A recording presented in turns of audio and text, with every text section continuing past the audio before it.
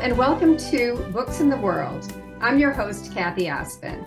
Books in the World is an interview show produced by the Cape Cod Writers Center in conjunction with the Cape Media Center. Each summer, Cape Cod Writers Center creates a beautiful conference and has actually been holding its conference for over 60 years.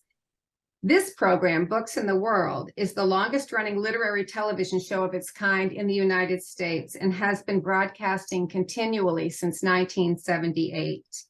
Today, I am delighted to welcome Dr. Rebecca Rolland. Dr. Rebecca Rolland, soft O, long O.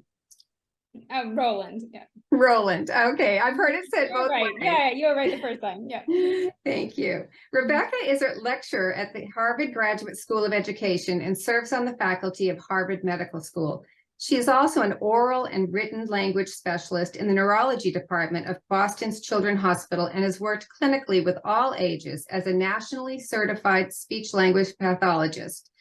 Today, we're here to discuss her book, The Art of Talking with Children, The Simple Keys to Nurturing Kindness, Creativity, and Confidence in Kids. Thank you so much, Rebecca, for being here. Thanks for having me. Well, with your vast background in communications, writing a book on the topic is definitely in your wheelhouse. But why this book? Can you speak a bit about what prompted you to write The Art of Talking with Children? Definitely, yes. So I was actually wearing several hats myself. I'm a mom of 2 kids, as well as a researcher and a lecturer at Harvard. So part of what prompted this book, which is partly a memoir, as well as an education and parenting book, is when I had my first child, I realized there wasn't much actually out there in the parenting literature about how we can have really interesting conversations with kids. I found there was lots about discipline and lots about, how to diaper and foods, but there just wasn't much about conversations. This was where I felt I could add some interest and add some of my personal experience. Well, I have absolutely enjoyed it. As a mother of 3 and a grandmother of 9, there's so much you think you know, and then I look back through your book and think to myself, nope, I missed the boat there. I didn't quite get that right. And perhaps there could have been better conversations all the way around. I mean, my kids are generous to me, so they don't really torture me about past conversations. But definitely, it's not an easy thing to keep doors of communication open with children all the time.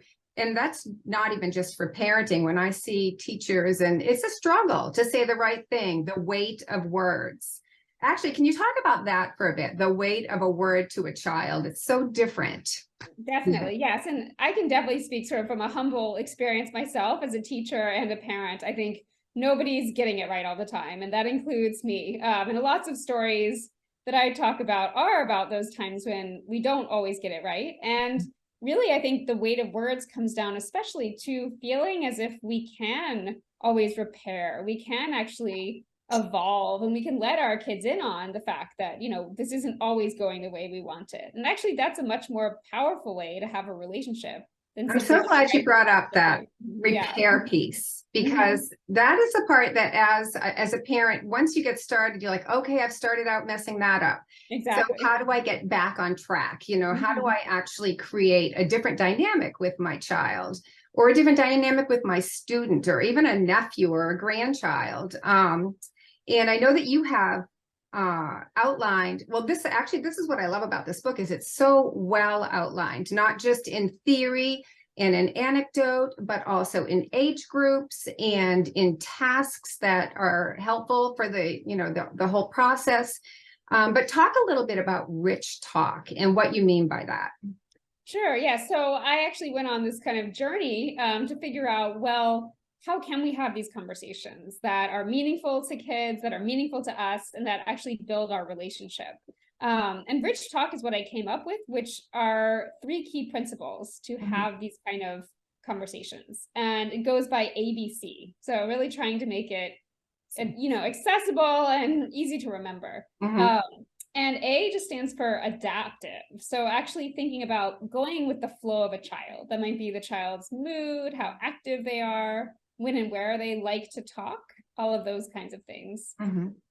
B is back and forth. So often I talk about the fact that we don't always talk with our children or with children in our lives. We talk at them or to them, kind of ignoring that back and forth. So just thinking about, well, how can we have more of a balance? Mhm. And C is child driven. So it doesn't mean being a permissive parent or teacher, but just really focused on what is on a child's mind. So what they're worried about, what they're interested in, and so on. And that can be a difficult task because life is busy and people have so much of their own criteria to fit during the day. And I know most of us pride ourselves on being good parents. Most of us pride ourselves on being good communicators. It doesn't mean we are. For sure. Sometimes it means that we think we are. I know that there's also the 7 pillars of rich talk, and since I actually just finished the book, it's learning, empathy, social skills, confidence, play, creativity, openness, and temperament. But let's focus a minute on empathy, because I was sort of, up until the last few years, under the assumption that empathy was a human trait that all humans had, and that if they didn't have it, it meant that there was some kind of disability or I guess I wasn't certain or didn't understand how much goes into creating empathy. Yes, I think that's a really common misconception. I kind of think kids or adults, we either have empathy or not, or we talk about people like, oh, she's so empathetic, or oh, he doesn't care about other people, and it sort of seems fixed. Mm-hmm. But I think that's what's so interesting about empathy, is how changeable it is and how much conversations actually can build it if we take the time. And how early? I mean, I know that some children are born empathetic, and I've seen it before where they're more concerned about what's around them than what's going on with them, which can be such an unusual thing for an early trait. But where's the cutoff point with empathy? Like, if you haven't seen empathy in your child by a certain point, like, where are you with that? Yes, I mean, it's a great question. And what I would say is just that empathy develops over the lifespan. And even at like a year old, kids are seeing that, when they see someone who's sad, their facial expression changes. So even before kids can talk, Mm-hmm. they're showing that they'll come and bring a toy to someone who's crying, or they'll, do these little things that feel like, oh, they're starting to understand and share another person's experience. So it starts incredibly early, even before kids have the words to describe it. And part of developing empathy is helping them have those words. I feel like when you have multiple children, it's an easier thing to teach. It's an easier thing to instill, because you have that balance right there. Your sibling needs you, or your sibling is crying. As a single child, it must be more difficult to kind of keep that feeling in motion, because the world revolves. When you're certainly a toddler up to a certain age, the world revolves around you anyway. You're very egocentric. There's no reason to think that it has anything to do with anybody except yourself. Sure. And some people never do break out of that. Right. That's wonderful. Have you had, and not just children, but have you had a lot of or any experience with people that you felt you could not break through, whether it was a communication skill or an understanding of something that they lacked that would actually improve their life?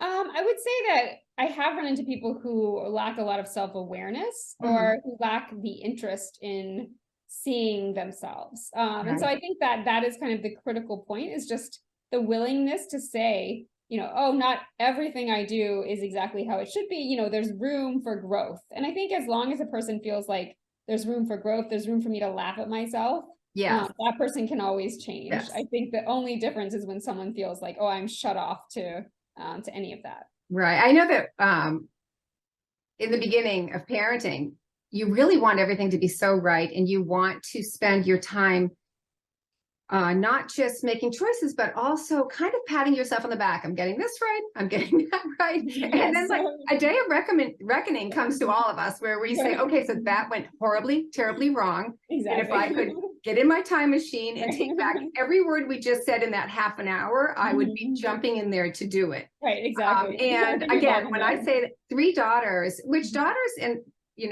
daughters can be, we teach our daughters to be hypercritical of situations. I know I feel like that is sort of a theme. Mhm. And so then when they suddenly are hypercritical of you, you're like, wait, what? What did I just do? Yeah, so then the tables are turned. And yes, and it knee jerks you. You don't say, let me examine this. You say, they don't know anything. Right, exactly. Well, you're my age, you know. And we've had, I mean, I want to applaud you for all your work you've done as a language pathologist, because that is an area that our family has had a lot of experience with. We had, I have 9 grandchildren. So the oldest is 20 and the youngest is 8 months. Oh my And goodness. so it's a span. And so when I say I pride myself on communication, well, I'm sure I'm making mistakes left and right. But one of the mistakes that none of us did make was to ignore early signs of language difficulties. And with my first grandson, who is the second grandchild, he had a difficult birth and ended up with apraxia, which affected his speech. And you know, at first it was kind of like, well, he'll catch on. And then suddenly his frustration level was at an all-time high because he wanted to communicate. Yeah. It had nothing to do with intelligence. And when he started speech therapy, a world opened up for all of us because we learned sign language to relieve his frustration. He learned so many ways to get around his word difficulties, and not just that, you're learning so many other things. You're learning to plan your thoughts, you know, to actually organize your thoughts and choose words. Yes. And it also opens up a world of education that they wouldn't have at that age. There's been no reason to just be discussing as many topics as you have to discuss in order to facilitate a speech language moment with a child. And I mean, for anybody. Oh, for sure. And there was no stigma attached to, I mean, his Miss Debbie later became his sister's Miss Debbie, and later became his cousin's Miss Debbie. And when I say thank you to speech pathologists, you know, now he is, I mean, I'll be singing my grandson's praises, but he is going into college next year. He's gotten accepted to every college. He is eloquent. He's an athlete. And all of it was the turnaround that those years of speech therapy provided for him. So, you know, that's incredible. That's such a well, great story to really see the power of words and of helping children with words, for sure. Absolutely. And I feel like when you've started from where you started clinically and then grew your you know, your pool of knowledge and your career base to different things, that this is a wonderful thing to culminate in this book. And I don't say culminate in a way that says you're done. Sure. No, I mean, when I look at this book, I think it should say the art of talking with human beings, because there's something in this for everyone, like whatever the age level is. Anyway, so what was I going to actually, I was going to ask you about your, what you're doing right now as far as clinical work. Are you doing anything that's direct with children or with adults at this point? Right now I'm doing more consulting and professional development, actually. So I'm bringing this to teachers and counselors and psychologists, doing anything from workshops to day-long sessions, talking about these principles and how they can bring it into schools and districts and with families. So I've moved much more into that direction for the moment, although I'm planning to get back to it in a bit. But right now, this is where a lot of my attention has been. Well, it's being able to teach to the masses, you know, which is so valuable. At first, when I looked at the book, I thought parenting, because that was on, you know, in my wheelhouse. Sure. But then when I realized how many applications it can have for so many different areas of communication, and again, I don't want to be your PR person, but the art of talking, it almost is something that should be just keep crossing out children and write for your boss. The art of talking for boyfriends. I mean, the art of talking. It's so funny that you say that, because I think I've had so many talks with, you know, doctors, with psychologists, and they say things like, "Oh, I can use this with my patients and families, but I could equally use this with my colleagues." You know, and exactly. You know, supervisors. So I think it's so universally applicable. And I should probably consider the I know, just keep crossing it off, like, and putting the next level on it. Do you have a plan for another book? I'm working on it. So I'm Okay. thinking about actually academic applications. So working for Okay. specifically for teachers. So this is sort of does have a lot more parenting examples. So I'm thinking about how this can translate into more of an education book. Because I think there's such a need to have this as sort of a whole school approach where we could all be on the Absolutely. same page. So that's one idea I have, and there's several others floating around. And I'm also a fiction writer, so I have Oh, a nice. Oh, novel in the goodness. All right. Well, that's works. wonderful. That is wonderful. Well, when I actually started looking at the different categories of this, and you had examples on action plans and examples on things that you could do that were concrete, that would create a different dynamic. And I loved the way that you were going to create an opening for a child to actually take the ball with a conversation. Because some of us are natural at letting people take the ball, and others are like, let me tell you what I know. And as a parent, it's really hard to not say, let me tell you what I know. Yes. Sure. Or let me tell you how to feel. Yes. That's the other part. Yes. Yeah. And I've definitely been on that journey myself. I think when, coming from a perspective where, oh, I think I know all of this, and Yes. being humble to say like, well, maybe I could think about this differently, or maybe this other person can have different feelings than I think they have or should have in this moment. Right. Right. Now that can be really a trying thing for a parent. Like, I see that you're not just behaving, but I see that you're, for when a child's depressed, you almost want them to just snap out of it because it would make you feel better if they did. Yeah. And I think that instead of relying on how we feel about our own feelings, to actually like open that door. And then there's the lockdown method, which is the long ride. The long ride for our family was, to crew meets, to baseball games, it was like where you would just kind of pry at little openings that would try to get information out, Sure. Yeah, and I think that actually it's funny because that the ride, when you're actually not staring each other in the face, yes, actually can be really powerful because you're feeling like you can talk, but without feeling directly confrontational. So I do think that's helpful for a lot of people. Well, in a crazy way, I think technology, as bad as it's been for some children and for some families, I think also that has happened too, where to have this little piece of electronics in your hand allows you to say things that you wouldn't have the courage to say. Now, that's terrible in the way for face-to-face communication, because then what you have is I can only say this through my technology. And that can be problematic too. I didn't really, I know you had a section on putting down the electronics. Do you have a hard and fast rule for yourself or for your family about what is a certain amount of electronics time? Yeah, so I actually don't. I actually really think more about how we're using the electronics. So my rule has much more to do about, are we actually using it as a bonding experience? What is the purpose of it? And are we actually communicating around it, or is it isolating us? I do have one hard and fast rule, which is that we don't have our phones at dinner. That's a really good rule. Yeah. I can't remember what actress it was that had that rule, that when her kids came to dinner, they all had to put their phones in a box. And the first phone that rang was the person that had to pick up the dinner tab. That's really funny. That's cool. I like that. Yeah, I mean, I do think that there can be certain ways in which, if we can block off certain times and say no technology here, I think that can be really helpful just to create those boundaries.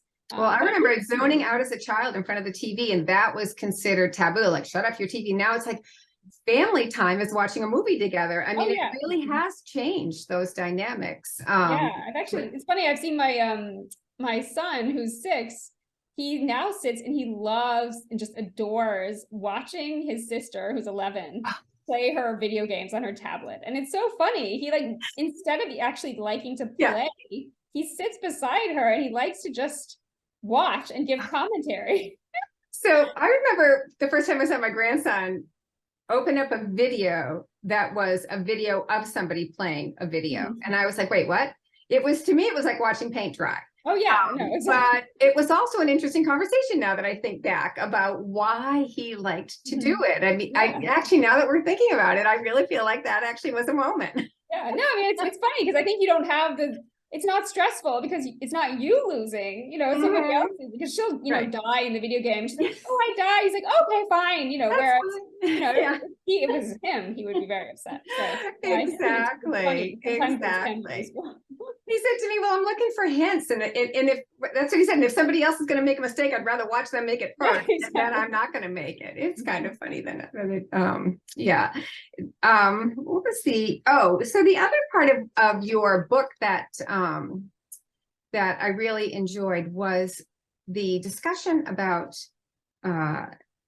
when you give starters to children. So some of us do that again naturally, and some of us don't have a clue how to start a conversation with a child, whether it's no matter what the age, as a toddler or as a so do you have a go-to starter for your kids if you were going to actually try to like engage them? Is there kind of a topic that's so safe that That's a good question. I think it's usually around something they're playing with, or something that is kind of an ongoing funny thing that there's like a thread of our conversation. So, like my daughter has sort of one friend group that she always talks about, and they're always doing funny things on the bus, so it's sort of like, oh, what happened today with that person on the bus, or what happened with, and there's always a story. And so I think to know kind of how that story is evolving, and that feels very safe and fun to talk about, can be a great opening. And I think anytime a child has kind of something that tickles them or feels like this is really funny and is an ongoing thing, I think it can be a great starter.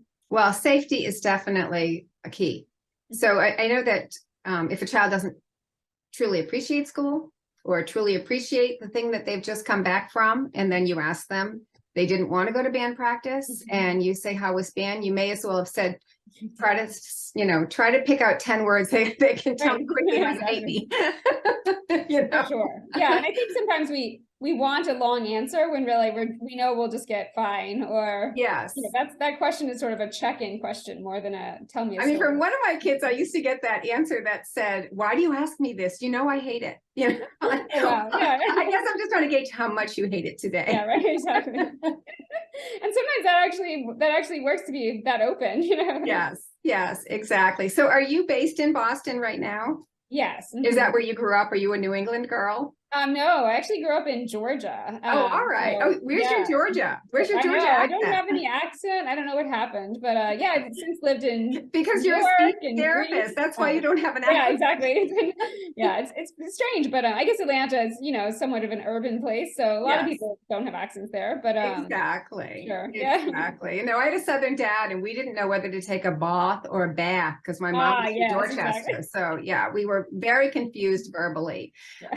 Yeah. And actually, that's another thing is how do you break family patterns? Like generations of, sometimes you just, you look at the grandparents and you look at the great grandparents, and they all have the same torturous dynamic of almost abusive language, even when they're the kindest people.